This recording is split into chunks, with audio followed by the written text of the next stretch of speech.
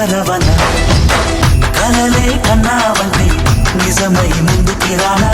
కలతై ఉన్నావంటే కథనవన అమ్మలో ఉండే సగం అక్షరం నేనే నాన్నలో రెండో సగం లక్షణం నేనే అమ్మ తోడు నాన్న తోడు అన్ని నీకు అన్నే చూడు చెల్లిపోని బంధం నేనమ్మా చిటి చెల్లెమ్మా